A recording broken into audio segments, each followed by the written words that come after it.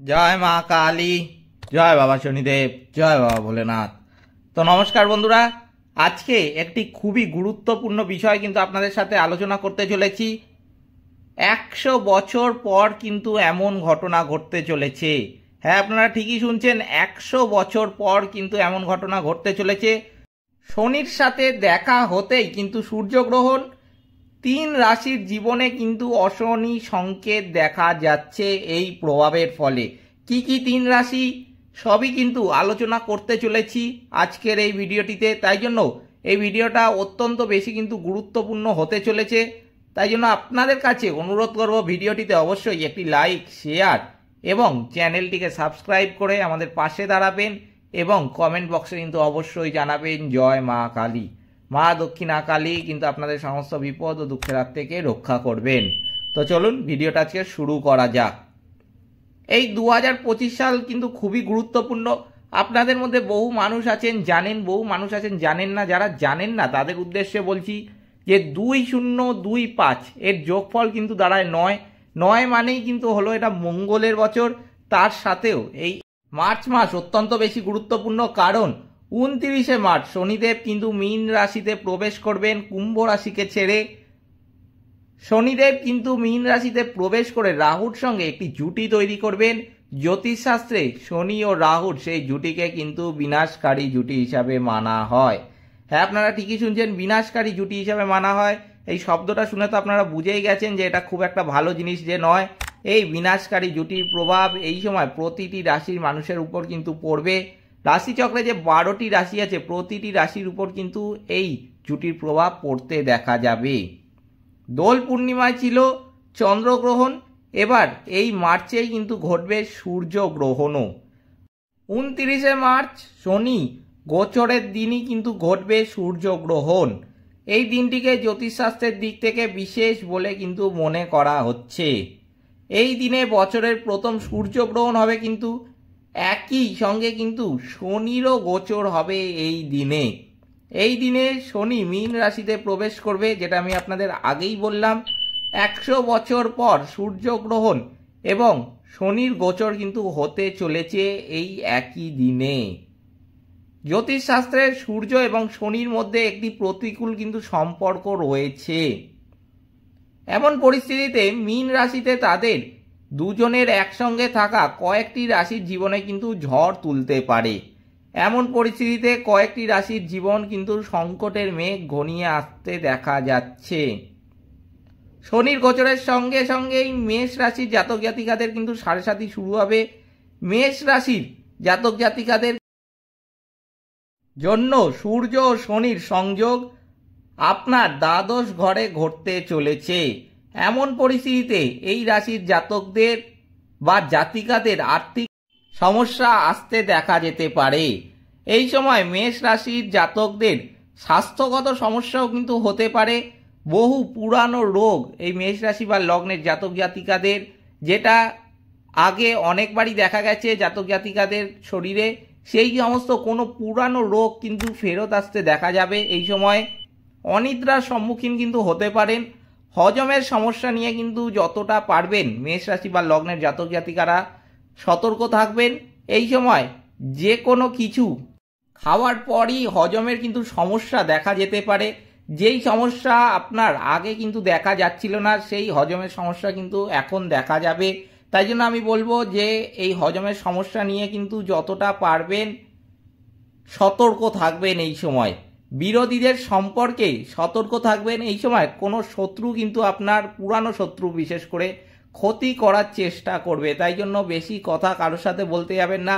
এই সময় ছলে বলে কৌশলে কিন্তু আপনার শত্রু আপনার কাছে কোনো লোক পাঠিয়ে বা কোনো কিছু মারফতে কোনো কথা এমন বের করে নিল, সেই কথাটা কিন্তু দিয়ে আপনাকে ক্ষতি করার চেষ্টা করবে আপনার পুরানো শত্রু। তাই জন্য আমি কিন্তু বলবো এই সময় কথা কম বলবেন, কথা কিন্তু বেশি বা অতিরিক্ত আমি বলবো বলতে যাবেন না কারোর সাথে। মনে রাখবেন, মেষ রাশি বা লগ্নের জাতক জাতিকারা কিন্তু সব থেকে বেশি ক্ষতিগ্রস্ত হয় নিজেদের কাছের লোকের দ্বারা। তাই জন্য সে যতই নিচের কাছের লোক হোক না, কেন তার সাথে কিন্তু বেশি কথা বলতে যাবেন না, বেশি নিজের গোপন ব্যাপারগুলো তাদের সাথে শেয়ার করতে যাবেন না। আপনার গোপন বিষয় আপনি গোপন রাখবেন এই সময় কিন্তু, তাহলেই আপনার মঙ্গল হবে। যদি আপনার গোপন বিষয়গুলো ভুল করেও আপনি ফাঁস করে দেন খুব কাছের লোকের কাছেই, আমি কিন্তু বলবো সেই কাছের লোকই আপনাকে বিপদের সম্মুখীন করে তুলবে। এরপর যেটা দেখা যাচ্ছে, কন্যা রাশির সপ্তম ঘরে সূর্য ও শনির কিন্তু সংযোগ থাকবে। এর ফলে চাকরিজীবীদের অনেক লড়াই কিন্তু করতে হতে পারে। এছাড়াও আমি কিন্তু বলবো যে আপনার সঙ্গীর সঙ্গে কিন্তু এই সময় সুসম্পর্ক বজায় রাখবেন, অন্যথায় কিন্তু এই সময় বিরোধ বাড়তে পারে আপনার সঙ্গীর সঙ্গে।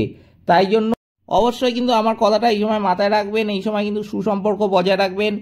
আপনার মনে যদি কোনো সন্দেহ দেখা যায় আপনার সঙ্গীকে নিয়ে, আমি কিন্তু বলবো সেই সন্দেহের কিন্তু বহিঃপ্রকাশ হতে দেবেন না, এই সময় কিন্তু খুবই সতর্ক থাকবেন, নইলে কিন্তু আপনার সম্পর্ক ভেঙে যাওয়ার একটা সম্ভাবনা দেখা যাচ্ছে। কোনো ছোট ইয়ার্কিও কিন্তু মারতে যাবেন না, দেখা গেল কোনো ইয়ার্কির জন্য কিন্তু আপনার সম্পর্ক ভেঙে যেতে পারে। আপনার সঙ্গী সেই ইয়ার্কিটা বুঝলো না এবং আপনি কিন্তু সেই সঙ্গীর কাছ থেকে অনেকটা দূরে সরে গেলেন। তাই জন্য পরে কষ্ট পাওয়ার থেকে ভালো হয় যে আগে থেকে আমার এই কথাটা মাথায় রাখবেন।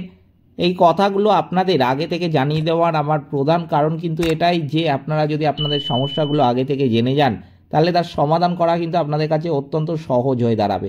তাই জন্য আপনাদেরকে আমি যতটা সহজ সরল ভাষায় কিন্তু পারি এগুলো আগের থেকে জানিয়ে রাখি যে এই সময় এই সমস্ত কাজ থেকে কিন্তু যতটা পারবেন বিরত থাকবেন।